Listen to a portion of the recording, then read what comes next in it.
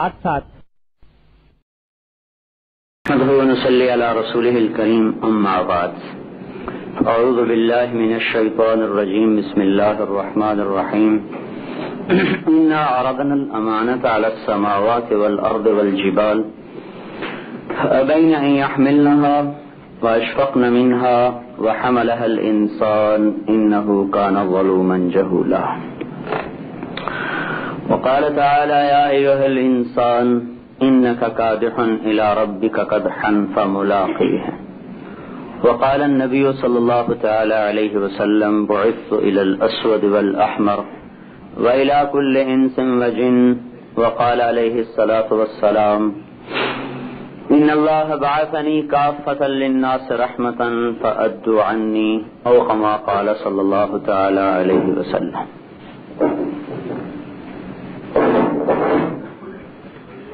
پانی ہے اچھا گھڑی کہاں گئی؟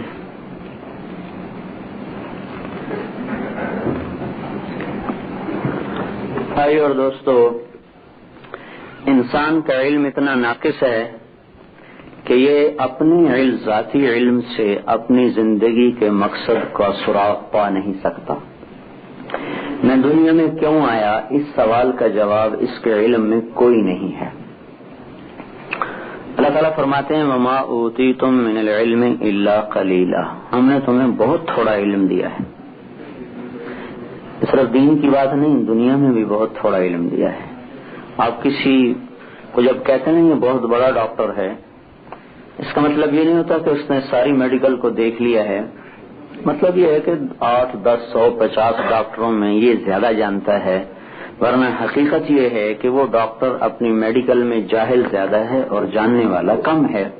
جس نے صحیح پڑھا ہوگا وہ تو اس کو سمجھے گا، جو میری طرح کچا پڑھا ہوگا وہ کہے گا میں تو سب جانتا ہوں. یہ دنیا کا سب سے بڑا جھوٹ ہے کہ میں سب جانتا ہوں. اس سے بڑا جھوٹ کوئی نہیں کہ میں سب جانتا ہوں. ہم سب کچھ جانتے ہیں. بہت سے لوگ ملتے ہیں نا بھائی کو بات سن لو کہ ہمیں سب پتا ہے، اس کا مطلب ہے کہ اس کو کچھ پتا نہیں. یہ سب سے بڑا جاہل ہے اگر ہمیں سب پتا ہے. اللہ کے نبی کہتے ہیں لا ادری نصف العلم، یہ کہنا کہ میں نہیں جانتا آدھا علم ہے. لا ادری نصف العلم، میں نہیں جانتا آدھا علم ہے. تو جب ہم کسی کو کہتے ہیں کہ یہ بڑا سائنسدان ہے، بڑا لائر ہے، بڑا تاجر ہے، بڑا پروفیسر ہے، PhD ہے، تو اس کا مطلب یہ ہوتا ہے کہ اوروں کی نسبت کچھ زیادہ جانتا ہے. اس کا مطلب یہ نہیں ہوتا کہ وہ علم میں کامل ہے، وہ اپنے علم میں جاہل زیادہ ہے. علم کی زیادتی ہمیشہ آدمی کو اپنی جہالت کا پتہ بتاتی. ہو میں تو جاہل ہوں، کچھ بھی نہیں جانتا. پھر آپ خود غور فرمائیں کہ ایک انسانی جسم کے ہر عضو کے الگ ڈاکٹر بن گئے. آنکھوں کے ڈاکٹر الگ، کانوں کے الگ، اور دماغ کے الگ، اور دل کے الگ، اور خون کے الگ، اور ہڈیوں کے الگ. پھر وہ بھی کہتے ہیں کہ ہمیں کچھ پتہ نہیں. جانتے تھوڑا ہیں اور نہ جاننے والا بہت سارا پڑا ہوا ہے.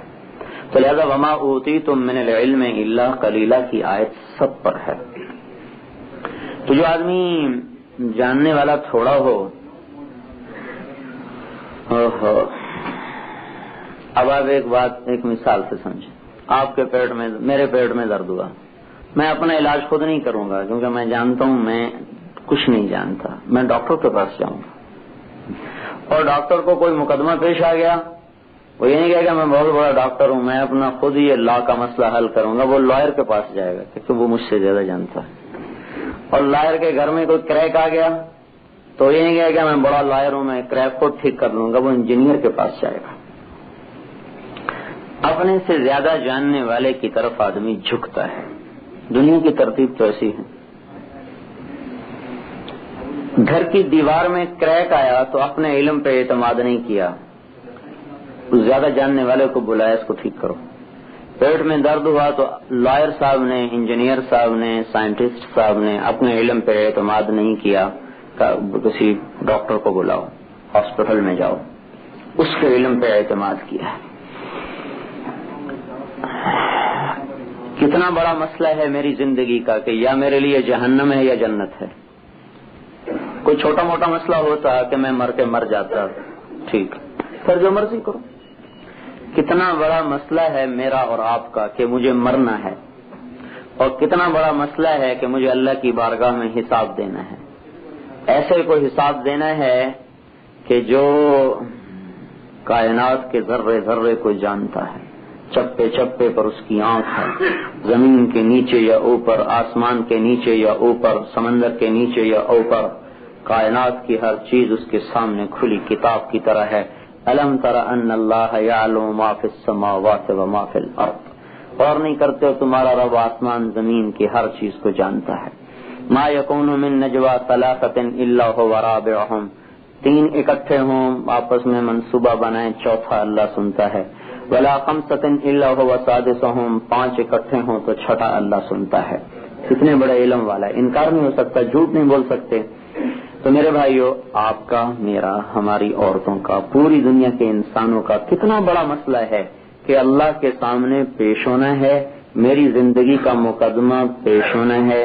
عدالت ایسی ہے جو ذرے کو بھی تول جائے گی، ذرے کو بھی. فمن يعمل مثقال ذرة خيرا يره ومن يعمل مثقال ذرة شرا يره. ایک ایٹم کا جو دانہ ہے اس کے برابر بھی کوئی نیکی ہے تو اس کو بھی تول دے گی، اور اس کے برابر کوئی برائی ہے تو اس کو بھی تول دے گی. وَنَضَعُ الْمَوَازِينَ الْقِسْطَ، اور انصاف کے ساتھ یہ ترازو تولے گا، ظلم نہیں کرے گا. بھئی چلو یہ مسلمان ہیں ان کو رعایت کر دو، یہ کافر ہیں ان کو رگڑا دے دو. جو نیکی لے کر آئے گا اس کی جزا پائے گا. کافروں کو بھی جزا ملے گی. کیا؟ جو اچھا کافر ہوگا اس کو عذاب کم ہوگا. کافروں کی جزا یہ ہے کہ جہنم کے جو درجات ہیں نا، تو 7 حصے ہیں جہنم میں. سب سے اوپر کا نام جہنم ہے، اس کے نیچے حطمہ ہے، اس کے نیچے لوا ہے، اس کے نیچے سعیر ہے، اس سے نیچے سقر ہے، اس سے نیچے حاویہ ہے. سب سے شدید عذاب حاویہ میں ہے، پھر اس سے کم جہیم میں ہے، اس سے کم سعیر میں ہے، اس سے کم سقر میں ہے، اور اس سے کم پھر لظا میں ہے، اس سے کم حطمہ میں ہے، اور سب سے تھوڑا جہنم میں ہے. یہ اوپر کا حصہ ہے. تو ان کے اعمال کی اگر کفر پہ مر گئے تو جنت تو مل نہیں سکتی، لیکن عذاب میں کمی آ جائے گی. تو ذرے کے برابر اچھائی ہے مسلمان کی تو اس کو جزا ملے گی، اور شر ہے تو اس کی سزا ملے گی. تو اتنا بڑا میری زندگی کا مسئلہ ہے تو میں نے اس کو اپنے علم کے حوالے کیا ہوا ہے. ایک کتنی بڑی حماقت ہے. پیٹ کے درد کا مسئلہ ڈاکٹر کے پاس لے کے گیا، اور دیوار کے کریک ہونے کا مسئلہ میں انجینئر کے پاس لے کے گیا، عدالت کا مسئلہ میں لائر کے پاس لے کے گیا، اور اپنی زندگی کا مسئلہ اپنے علم کے حوالے کر دیا. اس سے بڑی حماقت کیا ہوگی؟ اور جبکہ میں اپنے بارے میں کچھ نہیں جانتا کہ میری زندگی کا مقصد کیا ہے، میرے لیے خیر کیا ہے، میرے لیے شر کیا ہے، میرے لیے کامیابی کیا ہے، میرے لیے ناکامی کیا ہے، میں اس کے بارے میں کچھ نہیں جانتا. تو میرے بھائیو، اللہ تعالیٰ کہتے ہیں الرحمن فاسأل بہ خبیرا. اللہ تعالیٰ کیا فرماتے ہیں؟ فاسألوا اہل الذکر ان کنتم لا تعلمون. تمہیں نہیں پتا نا تو جو جانتے ہیں ان سے پوچھو کہ میں کیسے کامیاب ہوں، میری کامیابی اور میری ناکامی کے کیا اسباب ہیں، کیا دار و مدار ہے عزت اور ذلت کا، کامیابی اور ناکامی کا کیا دار و مدار ہے. جو دنیا نے بنایا ہے یہ جھوٹا ہے، جو اللہ نے بنایا ہے وہ سچ ہے. اللہ تعالیٰ ایک تو یہ بتاتا ہے کہ تمہارے حالات زمین پر نہیں ہو رہے، آسمان پہ ہو رہے ہیں. یدبر الامر من السماء الى الارض، من الارض الى السماء کا الگا میں سارے کائنات کے نظام کو آسمان سے چلاتا ہوں زمین کی طرف، اوپر سے نیچے کو چلتا ہے. کنٹرولنگ پاور اوپر ہے. عزت چاہیے وتعز من تشاء، آسمان والے سے ملے گی. ذلت سے بچنا ہے، ضربت علیہم الذلۃ والمسکنہ، ذلت بھی آسمان والا بھیجتا ہے، زمین والا نہ کسی کو ذلیل کرتا ہے نہ کوئی کسی کو عزت دیتا ہے. وتذل من تشاء. ایک آیت میں سارا مضمون سمجھایا ہے. قل اللہم مالک الملک، زمین آسمان کا بادشاہ اللہ ہے.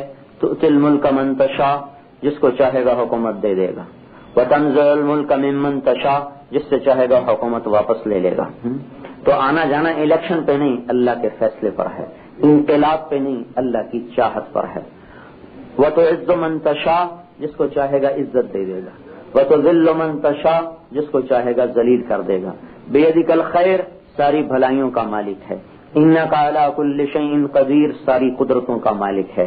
پھر یہ تو ہے نا ہمارے ساتھ کائنات میں بھی اسی کا حکم چل رہا ہے. تولج اللیل فی النہار، رات کو لمبا کر دیتا ہے.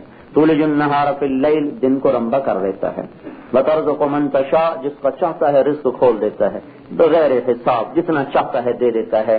تو ہمارے جو حالات ہیں، عزت ذلت، بادشاہی، عروج و زوال، اللہ نے کہا میرے ہاتھ میں۔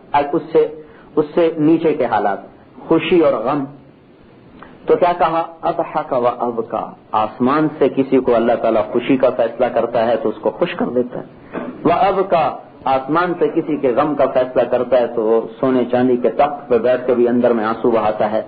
اضحک و ابکا، یہ اللہ نے یہ نہیں کہا کہ پیسہ نہیں ہوگا تو تم غمگین ہو جاؤ گے، پیسہ ہوگا تو خوش ہو جاؤ گے۔ کہتے ہیں وہ خوشحال ہے، جس کے پاس پیسے ہونا اس کو کہتے ہیں خوشحال ہے۔ یہ غلط ہے، یہ مجازی طور پر کہتے ہیں خوشحال۔ حال دل کی کیفیت کا نام ہوتا ہے، خوشی دل کی کیفیت ہے۔ خوشی گاڑی کو خوشی کہتے ہیں، یہ بنگلے کو خوشی نہیں کہتے، خوشی تو دل کی ایک کیفیت ہے۔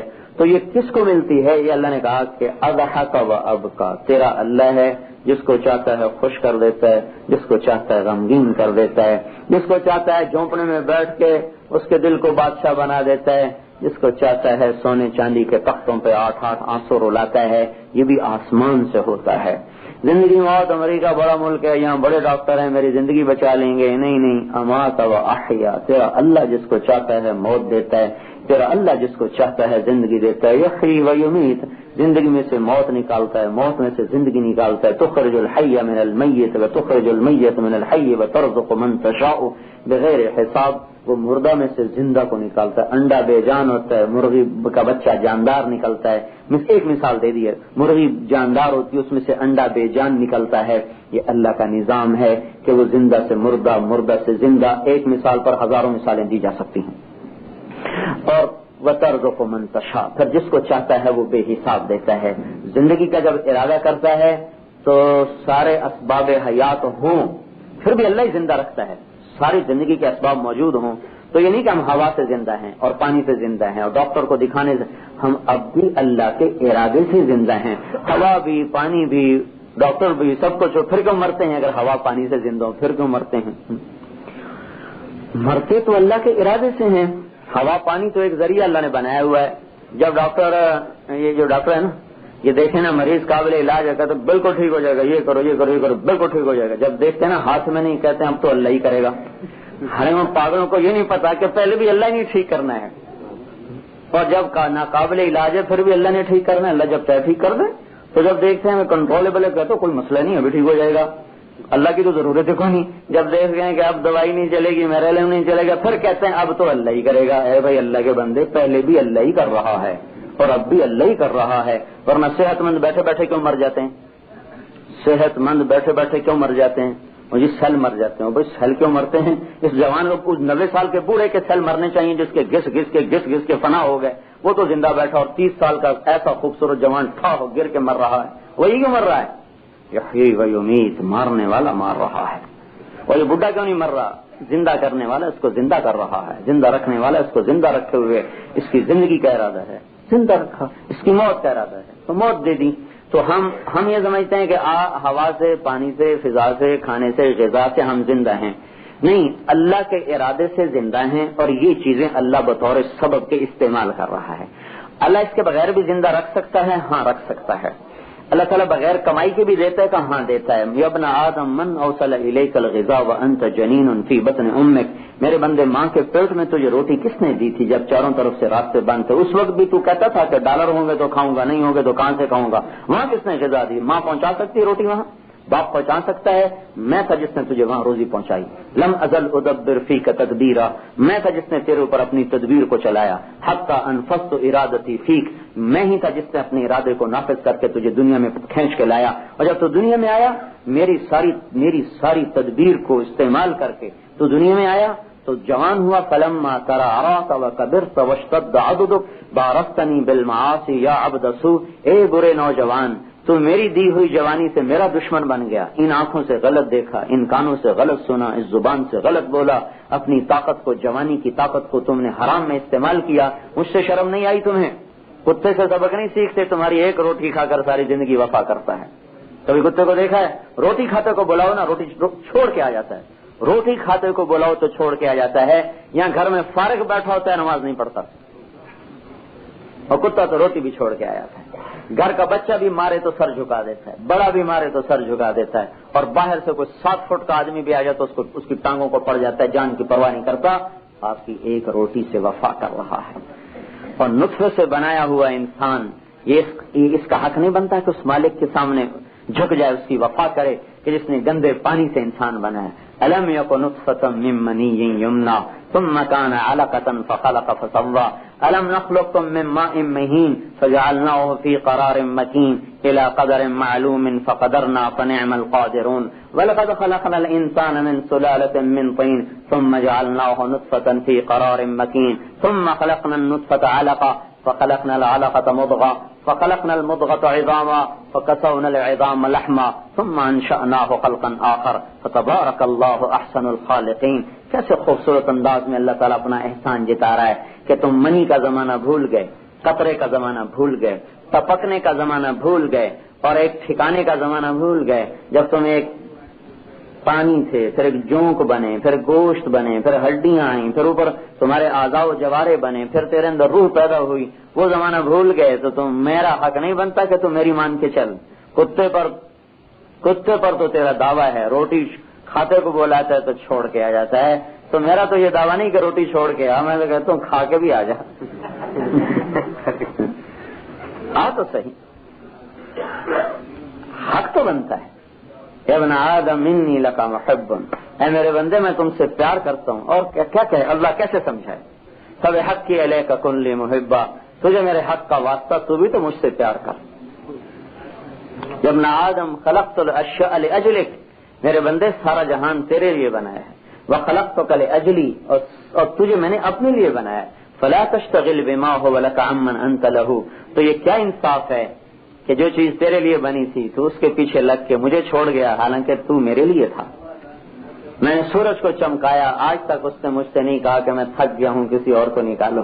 میں نے چاندنی کو بکھیرا, آج تک اس نے نہیں کہا کہ سارے انسان تو تیرے نافرمان ہیں, ہمیں کیوں کہتا ہے کہ ہم اپنی چاندنی بکھیریں. سورج نے آج تک نہیں کہا اللہ تیری مانتے تو ہے نہیں, میں کیوں نکلوں. میرے چاند نے تیری خدمت کی, میرے سورج نے تیری خدمت کی, میری ہوائیں تیرے لیے گھوم گھوم کے آئیں, میرے پھولوں نے تمہاری فضا کو مہکایا. ہر پھول کے رنگ الگ دیا, مہک الگ دی, خوشبو الگ دی.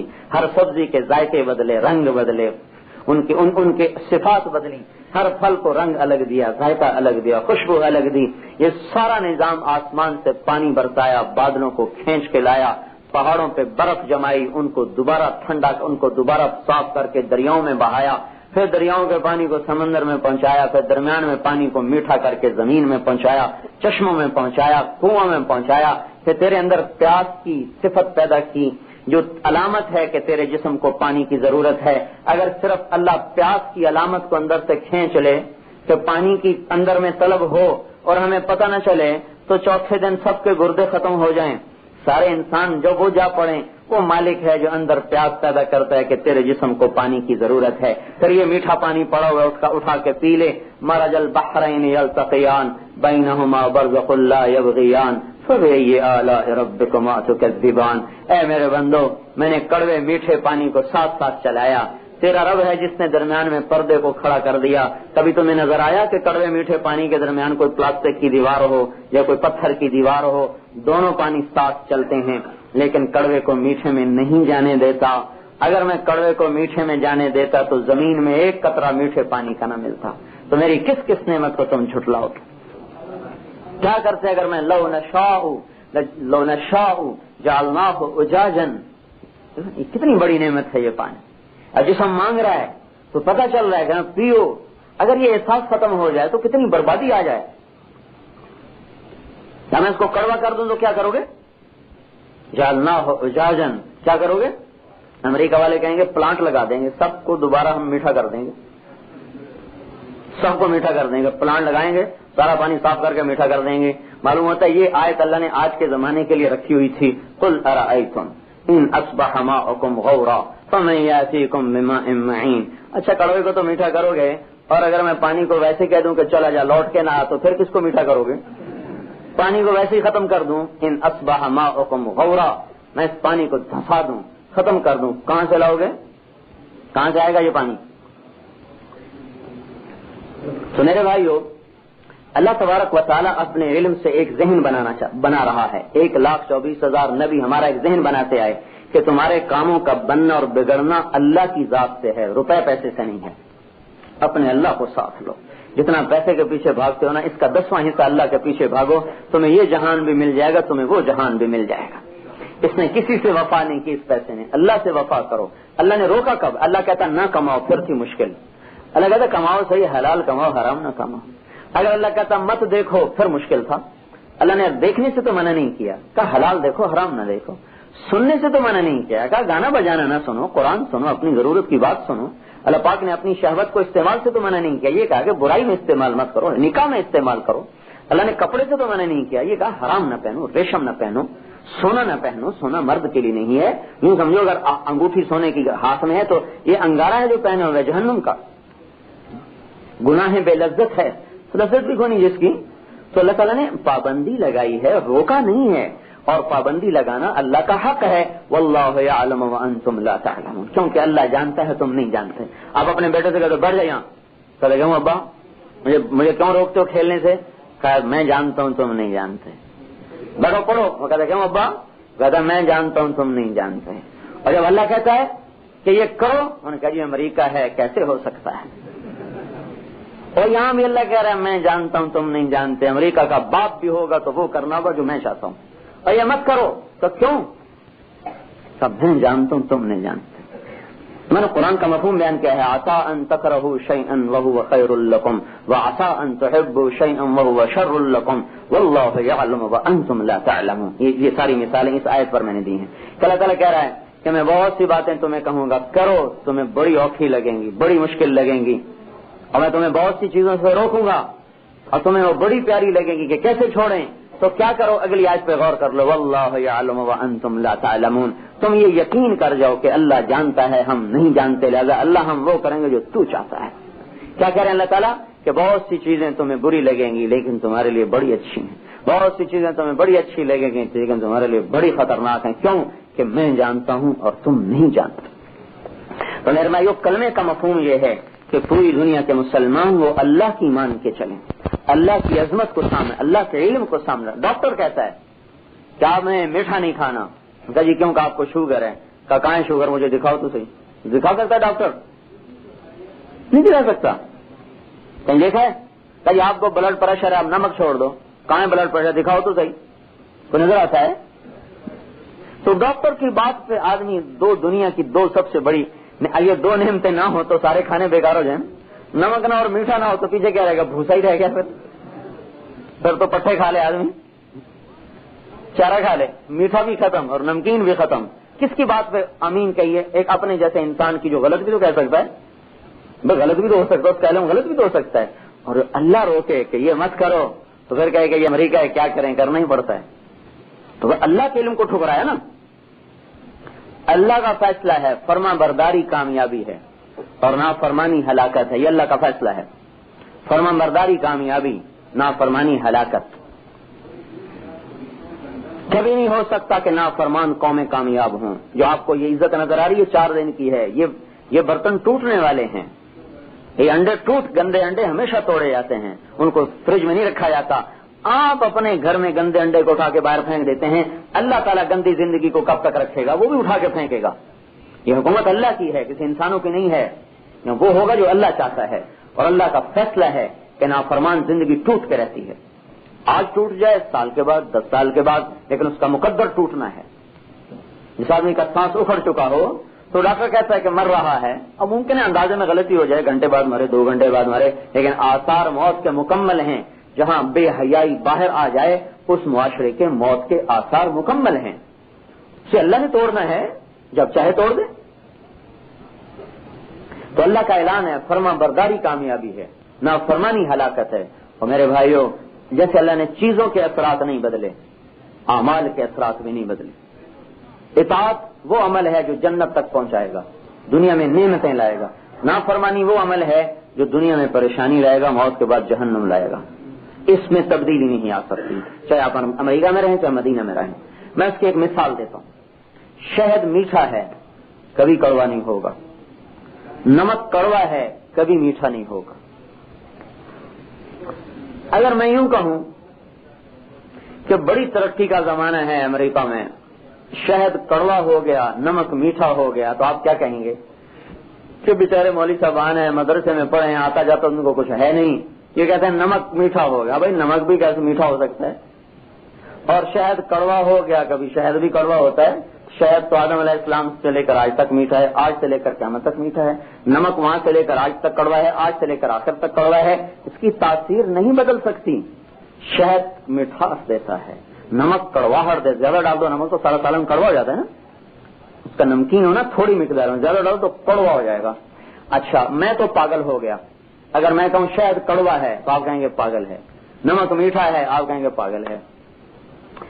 اگر میں یوں کہوں کہ فرما برداری کامیابی ہے، نافرمانی ہلاکت ہے، یہ میں نے وہی بات کہی ہے، شہد میٹھا ہے نمک کڑوا ہے، یہ بات تو کہیں ہاں شہد میٹھا ہے بالکل ٹھیک ہے، نمک کڑوا ہے بالکل ٹھیک ہے، فرما برداری کامیابی ہے کہ نہیں امریکہ ہے، نافرمانی ہلاکت ہے، نہیں یہ امریکہ ہے۔ کیا مطلب؟ گویا کہ آپ یوں کہہ رہے ہیں کہ شہد کڑوا ہے اور نمک میٹھا ہے، فرما برداری سے اب کہاں کام چلتے ہیں؟ تو آپ نے یوں کہا کہ شہد کڑوا ہو گیا، اور سارے کام ہی غلط سے چلتے ہیں تو آپ یوں کہہ رہے ہیں کہ نمک میٹھا ہو گیا۔ تو میرے بھائیو، میں نے تو ایک مادی چیز کا انکار کیا تو میں پاگل ٹھہرایا، آپ نے اللہ کے قانون کا انکار کیا تو آپ عقل مند بن گئے۔ کوئی یوں کہے کہ شہد کڑوا ہے وہ پاگل ہے، کوئی یوں کہے کہ نافرمانی سے کام بنتے ہیں وہ پاگل ہے، کوئی یوں کہے کہ نمک میٹھا ہے وہ پاگل ہے، کوئی یوں کہے کہ نافرمانی سے کام بنتے ہیں وہ پاگل ہے۔ شہد میٹھا ہے بالکل صحیح ہے، فرما برداری کامیابی ہے بالکل صحیح ہے، نمک کڑوا ہے بالکل صحیح ہے، نافرمانی ہلاکت ہے بالکل صحیح ہے۔ کس کا فیصلہ ہے؟ آسمان والے کا فیصلہ ہے، جس کے ہاتھ میں زمین آسمان کی چابیاں ہیں۔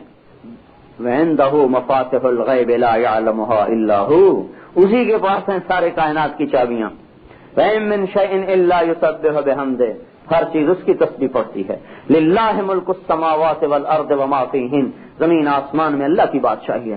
للہ ما فی السماوات وما فی الارض، زمین آسمان میں جو کچھ ہے اللہ کا ہے۔ الا ان للہ من فی السماوات ومن فی الارض، پہلے ماں بولا پھر من بولا۔ ماں کہتے ہیں بے جان چیزوں کے لیے، من کہتے ہیں جاندار چیزوں کے لیے۔ بے جان بھی اللہ کا، جاندار بھی اللہ کا، خلا بھی اللہ کا، فضا بھی اللہ کی، زمین بھی اللہ کی، زمین کے نیچے بھی اللہ کا، آسمان کے اوپر بھی اللہ جل جلالہ کا ہے۔ پھر وَإِن مِّن شَيْءٍ إِلَّا يُسَبِّحُ بِحَمْدِهِ، ہر چیز اللہ کی تسبیح پڑھتی ہے۔ سبح للہ ما فی السماوات وما فی الارض، ساری کائنات کا ذرہ ذرہ اللہ کی تسبیح پڑھتا ہے۔ یسبح لہ ما فی السماوات والارض، ساری کائنات اللہ کی تسبیح پڑھتی ہے۔ جب وَإِن مِّن شَيْءٍ إِلَّا يُسَبِّحُ بِحَمْدِهِ كُلٌّ قَدْ عَلِمَ صَلَاتَهُ وَتَسْبِيحَهُ، تو جب ساری کائنات تسبیح پڑھتی ہے تو اللہ کیا کہتا ہے؟ سبح اسم ربک الاعلی، تو بھی اپنے رب کی تسبیح پڑھ لے۔ ساری کائنات تیرے رب کی مانتی ہے تو بھی اپنے رب کی مان لے۔ تو میرے بھائیو، کام تو اس کا بنے گا جو فرما برداری کی زندگی اختیار کرے گا۔ جو نافرمانی والی زندگی پہ جائے گا وہ ہلاک ہو جائے گا۔ اب آگے زندگی اللہ تعالیٰ نے اپنی محبوب زندگی کون سی بنائی ہے؟ یہ اللہ کا شکر ہے کہ اس زندگی کو اپنانے کے لیے امریکہ آنے کی ضرورت کوئی نہیں، امریکہ چھوڑنے کی بھی ضرورت کوئی نہیں، اور اس زندگی کے لیے پیسے کی بھی ضرورت کوئی نہیں، اور غریب ہونے کی بھی ضرورت کوئی نہیں، ڈاکٹر ہونا بھی ضروری نہیں، جاہل ہونا بھی ضروری نہیں۔ جو جہاں ہے اس کے پاس جسم تو ہے نا، جسم تو ہر کے پاس ہے، مالدار کے پاس بھی، غریب کے پاس بھی، پڑھے لکھے کے پاس بھی، ان پڑھ کے پاس بھی، پاکستان میں رہنے والا بھی، شکاگو میں رہنے والا بھی۔ کیا کرے کہ اللہ راضی ہو جائے؟ کام تو اس کا بنے گا جس سے اللہ راضی ہوگا۔ جو میں نے چند آیات پڑھ کے سنائی، عزت اللہ کے ہاتھ میں، ذلت اللہ کے ہاتھ میں، زندگی اللہ کے ہاتھ میں، موت اللہ کے ہاتھ میں۔ اسباب کے ساتھ زندہ رکھے تو اللہ، بغیر اسباب کے زندہ رکھے تو اللہ۔ اسباب کاٹ دے، ساری زندگی کے اسباب کاٹ دے، کچھ نہ ہو، اور پھر تیار کردہ علمی کیسٹ گھر، کیسٹ ملنے کا پتہ نوٹ فرما لیں۔